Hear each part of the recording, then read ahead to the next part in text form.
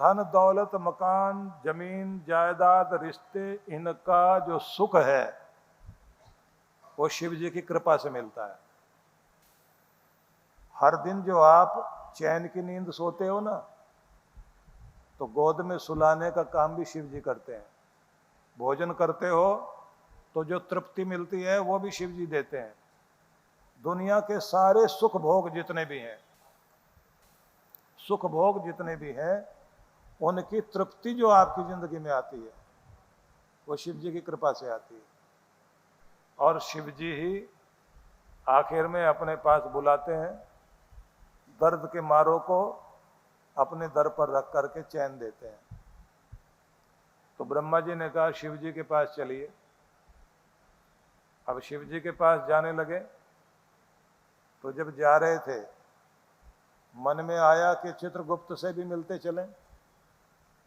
चित्रगुप्त के पास गए, उन्होंने कहा उम्र तो इतनी ही है लेकिन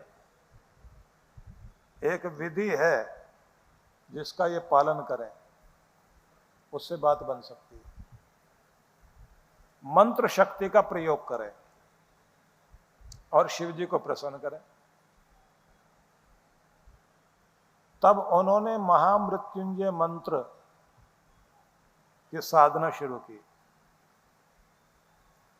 और साधना शुरू की तो उसी के परिणाम स्वरूप शिव प्रकट हुए। और वो भी समय आ गया जब काल को आना था। तो काल ने जैसे ही पाश फेंकना चाहा, गले में रस्सी डालनी चाहिए, तो शिव जी का त्रिशूल आगे आ गया और उसको काट दिया, उस रस्सी को। और उस समय आवाज गूंजने लग गई जो उस ऋषि ने आशीर्वाद दिया था, चिरंजीवी भव, चिरंजीवी भव, चिरंजीवी भव। तो आप समझिए हनुमान जी भी चिरंजीवी हैं। जो चिरंजीवी के नाम बोले जाते हैं ना सवेरे उठकर, उनमें मार्कंडे का भी नाम आता है। और मार्कंडे ने जहां साधना की थी वहां से एक नदी निकली, तो मार्कंडे एक नदी भी है। जहां साधना की वो पर्वत का नाम भी मार्कंडे पर्वत हो गया। और बात बनी कैसे? आशीर्वाद लेने की आदत के कारण। तो इसलिए गुरुजनों के सामने सिर झुकाना बेकार नहीं जाता। गुरुओं का मान करना, हाँ ये बात जरूर, खाली हाथ मत जाओ, ना भगवान के द्वार पर, ना बेटी के द्वार पर, ना गुरु के द्वार पर। जो चाहिए वो चढ़ाओ। प्रसन्नता चाहिए फूल चढ़ाओ, धन चाहिए धन चढ़ाओ, मिष्ठान चाहिए, जीवन में मिठास चाहिए तो मिष्ठान, चाहे वो मेवा मिठाई कुछ भी हो।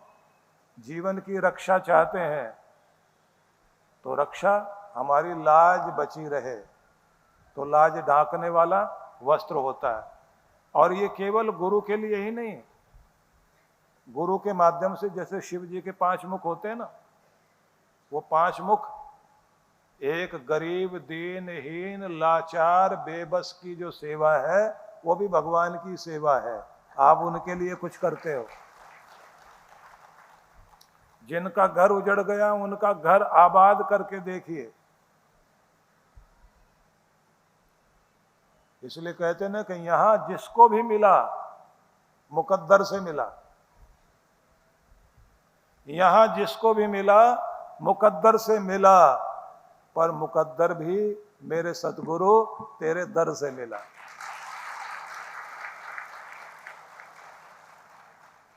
पर मुझे मेरा मुकद्दर भी मेरे सतगुरु तेरे दर से मिला।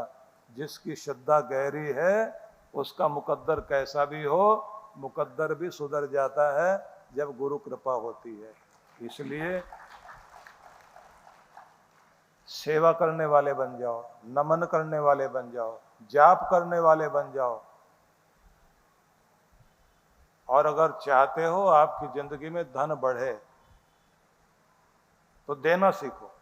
देने का ढंग क्या है? देने का ढंग सीखना है तो उसका भी एक तरीका है। राशि हाथ में लेके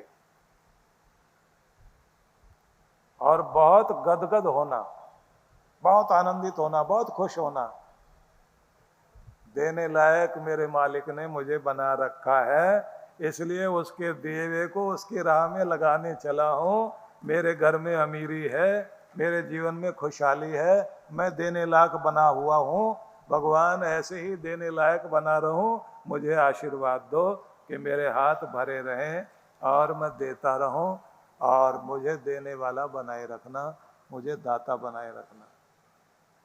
तो इसलिए नियम होता है, हर दिन भगवान के दर पर बैठते हो तो नियम बना लीजिए। अगर आप 10 रुपए भी रोज चढ़ा रहे हो, 50, 100, नियम बना लो कि रोज अपनी जेब से निकालकर गुल्लक में डालेंगे जरूर। बोलना क्या? त्वदीय वस्तु गोविंद तुभ्यमेव समर्पये। तो हर दिन की बरकत बनी रहेगी। रोज का नियम बना लो। 150 आपके जा रहे हैं, महीने के 3000 रुपये चले जाते हैं, और भी न जाने कहां कहां जाते हैं आपके। तो निकाल कर डालना शुरू कर दो। 50 डालने महीने के, 1-1.5 जा रहे हैं, तो वो 1.5, 3000, इससे ज्यादा जो भी आप करते हैं, उस दिन अपने हाथ में लेकर के गुरु के धर्म कार्यों में लगाने के लिए हाथ में लेकर के अपने घर के सब लोगों का नाम बोल दो। पहले तो एक एक का नाम बोलकर, इसका भी, इसका भी, इसका भी, सबकी ओर से मैं ये सेवा सदगुरु धर्म के लिए अर्पित कर रहा हूं, और फिर धर्म कार्यों के लिए भेज दीजिए। और खुश हो कि इस लायक बने रहें, ये कृपा बनी रहे। अब तक निभाया है, आगे भी निभा देना। भगवान मेरी नैया उस पार लगा देना। तो खुश हो के दो तो आएगा जीवन में। दुनिया के बड़े से बड़े रईस लोग बड़े दाता हैं, सेवा में लगाते रहते हैं, जिसका परिणाम ये है कि भगवान भी उनको भरता रहता है। जिस आदमी को आयु के साथ, धन बढ़ने के साथ कंजूसी आती चली जाती है, देने में संकोच करता है, तो कुछ न कुछ कमी जिंदगी में शुरू हो जाएगी। उससे भी बुरा आदमी वो है जो खुद तो देता नहीं, और कोई दे रहा हो तो उसे टोकने जाता है, रोकने जाता है। किसी के घर में पति देना चाहता है, पत्नी नहीं देने देगी। पत्नी देना चाहेगी तो पति टोकेगा। दोनों देना चाहते हैं तो बेटा बोलेगा। बेटा भी देना चाहते हैं तो बहू बोलेगी। और अगर सारे ही देना चाहते हैं, पड़ोसी आकर के टोकने लग जाएंगे। क्योंकि पाप किसी न किसी रूप में आकर किसी न किसी के सिर पर चढ़ के बोलता है। और धर्म करते हुए को अगर आपने टोका, बदनसीबी अपने माथे पर लोगे भाई। कभी टोकना नहीं धर्म करते हुए को, अच्छा करते हुए को। और बुरा करते हुए को रोक भी दोगे, कड़वाहट भी सहनी पड़ जाए, तो भी आपका बुरा नहीं होगा, भला ही होगा। इसलिए भलाई के लिए खुद भी करिए, दूसरों को भी प्रेरित करिए। नियम बना लें तो देना आ जाए तरीके से, कमी नहीं रहेगी। इसे कहते हैं दादू दिया है भला। देना बहुत भला है। दिया करो 2 हाथ, दोनों हाथों से देना सीखो। दिया घर में चांदना और दिया चाले साथ। जिसके घर में दिया रखा हुआ है उसके घर में चांदना है, रोशनी है। और जिसने जिंदगी से दिया है वो यहीं रुकेगा नहीं, वो साथ साथ चलेगा और आगे तक कल्याण करेगा। पिछले दिनों भगवान कृष्ण की कथा सुनाई थी हमने, उसका सार यही है कि पंडित ने भगवान के दिए हुए को, क्योंकि अर्जुन ने दिया वो तो उसने गंवा दिया, भगवान ने 2 पैसे दे दिए।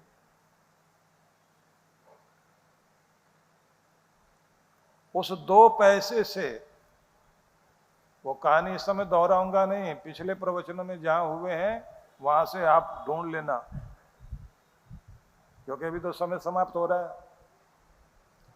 वो जो 2 पैसे दिए थे, वो 2 पैसे ने उसको फिर से सारा दुर्भाग्य उसका भगा दिया। कारण, दूसरों के दिए के कारण तो उसके मन में गलत विचार आ रहे थे, भगवान के दिए हुए से शुभ विचार आए। एक और ऐसी कहानी आती जिसमें एक व्यक्ति गिन गिन के पूरी जिंदगी अपराध करता रहा, लिस्ट बना के अपराध करता था, और आखिर में शराब वराब पी करके जा रहा था, लड़खड़ा करके गिर गया, माथा फूट गया, दुनिया हंस रही थी, प्राण निकलने को थे, हाथ में फूल पकड़े हुए, हाथ में लपेटे हुए थे फूल, तो सामने शिव जी का दरबार था। तो वहां गया लुढ़कते हुए, और वो फूल जाके शिव जी के सामने रखा और कहा, बड़ी गंदी जिंदगी दी तूने, बड़ा दुख दिया मैंने लोगों को, अब आखिरी समय आ गया, अब जिया नहीं जाएगा, प्राण निकलने को है, तो मेरे गुनाह माफ करना, और मैं कुछ नहीं कर सकता, बस यही करता हूं कि मेरे हिस्से में कोई खुशी हो तो दुनिया में दूसरों को दे देना, और ऐसा कह के फूल चढ़ा दिया, मर गया। चित्रगुप्त के पास में खाता गया उसका, चित्रगुप्त ने देख करके कहा, 2000 साल तक नरक भोगना है, क्योंकि तूने गिन गिन के अपराध किए। लिस्ट बना रखे थे कि ये छूट गया, ये और करना है, और कोई भगवान नहीं होता। इसने कहा कि कुछ अच्छा भी मैंने किया है। बोले, अच्छा तो बस वही है जो आखिर में प्रायश्चित किया और भगवान को फूल चढ़ाए। अच्छा, उसके बदले में भी कुछ मिलेगा? बोले, 2 मिनट का स्वर्ग मिलेगा, और वो भी इंद्र का सिंहासन।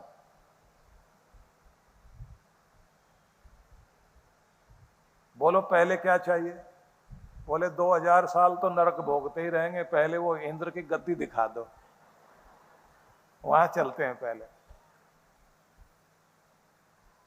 पूछा, यहां कौन बैठते हैं? बोले, यहां इंद्र बैठते हैं, लेकिन किसी किसी धर्मात्मा को भी मौका मिलता है। पूछा, धर्म इतनी बड़ी चीज है? बोले, बहुत बड़ी चीज है। तो ये बैठ गया गद्दी पर जाकर। चित्रगुप्त ने कहा, 2 मिनट, बस 2 मिनट। तो 2 मिनट में इसने क्या कहा कि भगवान, हमने तो बुरे बुरे कर्म करे हैं, अब यहाँ जितना अधिकार आपने हमको दे रखा है, जो भी कुछ इस कुर्सी पर बैठकर मेरे पास अधिकार है, वो दुनिया के जितने भी भले लोग हैं, जितने सबसे अच्छे लोग हैं, उनको ये सारे अधिकार मिल जाए, हमको तो कुछ चाहिए नहीं। तो सबसे पहले वशिष्ठ ऋषि को स्वर्ग की जो कामधेनु है वो जाकर मिल गई। वशिष्ठ ऋषि उससे भला करने लग गए। ऐसे और ऋषि मुनि जितने भी दुनिया में भले देवी देवता जैसा जीवन जीने वाले लोग थे, सबको सब चीजें मिल गई। और घंटी बजी, इसको कहा 2 मिनट हो गए, उतर आओ नीचे। अब ये नीचे उतर के कहता है, हमने स्वर्ग लुटा दिया आपका, यहां भी कमाल कर दिया, कुछ न कुछ कर ही दिया। अब जो आपने 2000 नरक में 2000 साल भेजना, भेजो। ले गए इसको, चित्रगुप्त अपने ऑफिस में ले गए, अपने आदमियों से बोले इसका सारा रिकॉर्ड चेक करो। चेक करते करते बोले महाराज है तो 2000 साल का नरक, लेकिन नया कर्म भी तो कर दिया इसने। ये जो 2 मिनट में कराया ना, ये बड़ा कुछ कर दिया।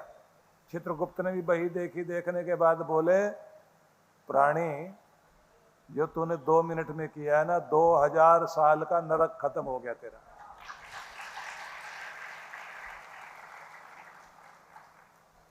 तो इसने कहा अब कहां रखोगे?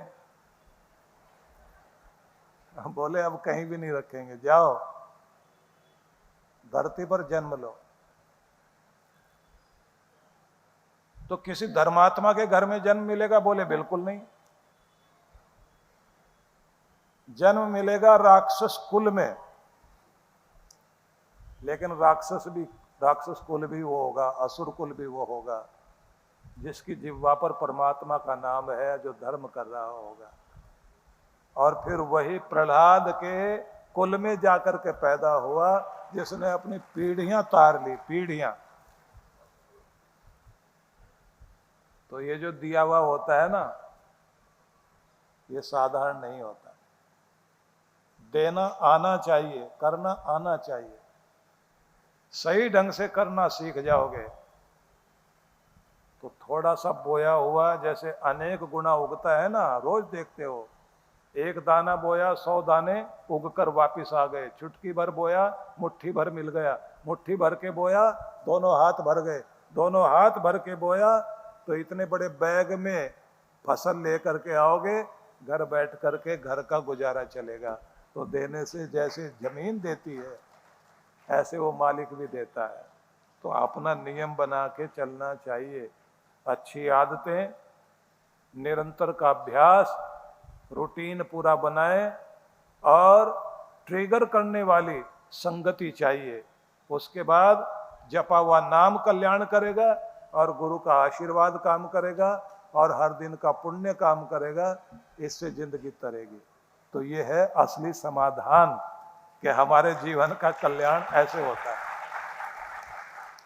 उल्लासनगर में परम पूज्य सद्गुरुदेव श्री सुधांशु जी महाराज एवं डॉक्टर अर्चिका दीदी जी के पावन सानिध्य में चैतन्य भक्ति सत्संग कार्यक्रम की रूपरेखा दिनांक 16 से 19 जनवरी 2026 प्रातः 9 से 11 बजे, सायं 5 से 7 बजे।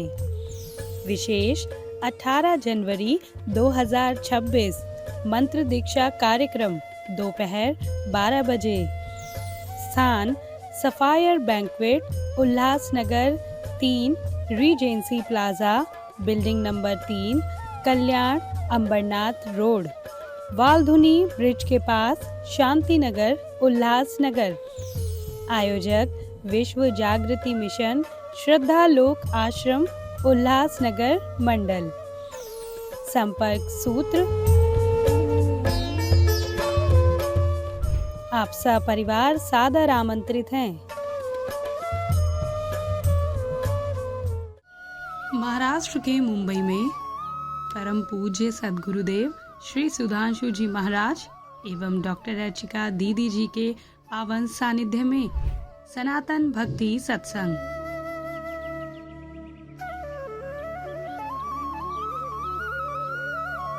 दिनांक 22 से 26 जनवरी 2026। कार्यक्रम की रूपरेखा शुभारंभ 22 जनवरी सायं 4:30 से 6:30 बजे। 23 से 26 जनवरी प्रातः 9:30 से 11:30 बजे, सायं 4:30 से 6:30 बजे। विशेष 23 जनवरी रुद्राभिषेक प्रातः 9:30 से 11:30 बजे। 24 जनवरी वैभव लक्ष्मी यज्ञ प्रातः 9:30 से 11:30 बजे। 25 जनवरी केदारनाथ मंदिर भूमि पूजन प्रातः 9:30 बजे। मंत्र दीक्षा कार्यक्रम गुरुधाम में दोपहर 12:30 बजे। स्थान वरदान लोक आश्रम, मुंबई, काजूपाड़ा, घोड़बंदर रोड, मीरा रोड, पूर्व, मुंबई। आयोजक विश्व जागृति मिशन, वरदान लोक आश्रम, मुंबई। संपर्क सूत्र आप सपरिवार सादर आमंत्रित हैं। भगवान शिव एवं सद्गुरुदेव श्री सुधांशु जी महाराज के आशीर्वाद से विख्यात आध्यात्मिक एवं ध्यान गुरु डॉक्टर अर्चिका दीदी के पावन सानिध्य में कैलाश मानसरोवर यात्रा 2026 में भाग लेकर परिष्कृत करें अपनी तपस्या को। यह पावन यात्रा प्रत्येक वर्ष की तरह इस वर्ष भी होने जा रही है। वर्ष 2017 की तरह 2025 में भी कैलाश यात्रा में दीदी जी के साथ गए सभी साधकों को साक्षात भगवान भोलेनाथ के दर्शन प्राप्त हुए। कार्यक्रम की रूपरेखा: बस यात्रा 15 से 28 जून 2026, हवाई यात्रा 16 से 25 जून 2026। अधिक जानकारी के लिए हमें इन नंबर्स पर संपर्क करें।